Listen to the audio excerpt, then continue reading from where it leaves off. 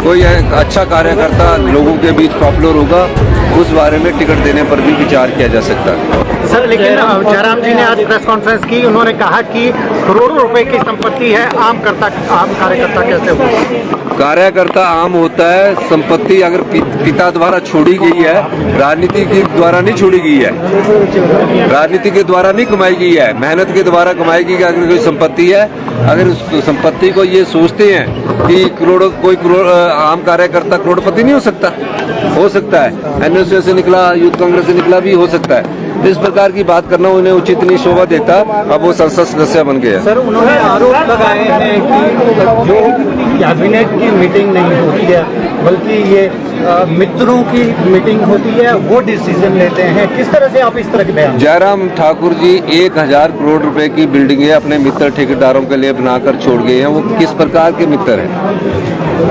अब मैं एनएसयू का स्टेट प्रेसिडेंट 24 साल से मैं अध्यक्ष था हूँ, तो मेरे साथ जो संगठन से निकले हुए कार्यकर्ता था उनको आगे अहमियत दी जाती है। उसको आप कोई भी शब्द बोल दीजिए, पर आपने ठेकेदार मित्रों को 1000 करोड़ रुपए की बिल्डिंगें बनाने के जो ठेके दिए, प्रदेश की संपदा को लुटाया, उस बात का जवाब दें। उन्होंने सर एक और भी गंभीर आरोप लगाया है। उन्होंने कहा है कि जिन्होंने सुखविंदर सिंह सुक्खू का राजनीतिक करियर बनाया, आनंद शर्मा जी का नाम लेते हुए उन्होंने कहा उन्हीं का ही पॉलिटिकल करियर। धन्यवाद।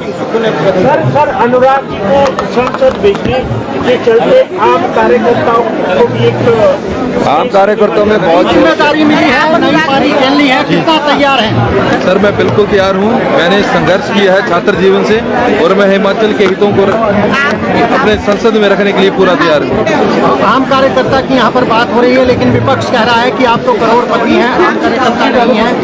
इस तरीके के आरोप मैं आपको बताना चाहूंगा, मेरे पिताजी 79 में एक क्लास कॉन्ट्रैक्टर थे, जब वो जिला कांगड़ा के पहले एक क्लास कॉन्ट्रैक्टर थे। और मैं बताना चाहूंगा 82 में मेरे पिताजी ने जब गैमन इंडिया यहाँ पे पुल बनाती थी, मेरे पिताजी ने एक हिमाचली होने के नाते जो 80 मीटर लंबा 1982 में, जब मैं 4 साल का था।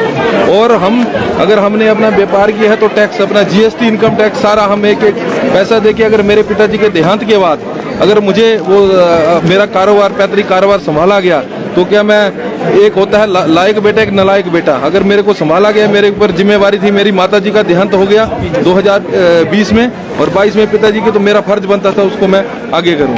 तो प्राथमिकता क्या रहेगी अनुराग जी? आप खुद टूरिज्म से जुड़े हुए? बिल्कुल जी, मैं आपको बताना चाहूंगा, मैं टूरिज्म से जुड़ा हुआ आदमी हूं, मैं साहसी खेलों से जुड़ा हुआ आदमी। मैं चाहता हूं कि प्रदेश में, किसी भी प्रदेश की आर्थिकी जो है टूरिज्म से, और जो हमारे एडवेंचर स्पोर्ट्स, कई स्टेट्स में एडवेंचर स्पोर्ट्स को, तो मैं केंद्र से जो भी योजनाएं हिमाचल प्रदेश के लिए ला पाऊंगा, मैं दिन रात उसके लिए काम करूंगा। अनुराग जी, आपके लिए चुनौतियां अभी से शुरू हो गई हैं। धर्मशाला ने किसी ने आपकी सदस्यता को चुनौती देते हुए कहा है, आपने अपने एफिडेविट में संपत्तियां छुपाई हैं। देखिए, मैं आपको बताना चाहूंगा, जो हम सरकारी ठेका, हमारी तो सारी पेमेंट जो है वो सारी हमें चेक के माध्यम से आती है, उसमें पूरा जीएसटी लगता है, इनकम टैक्स। आप देखिए क्या हमारे इनकम टैक्स देने में कोई कमी रही है, उसमें कमी रही, और हमारी बैलेंस शीट उसके साथ अटैच है। जिसको कोई आपत्ति है वो जिस मर्जी उसमें जाए। मैं आपको बता चुका हूँ, मैं बाबा भोलेनाथ का भक्त हूँ, और मेरी नीयत साफ है, और मेरे किसी भी कागज में कोई त्रुटि नहीं है। गलत हलफनामे के आरोप को नकारते हैं आप?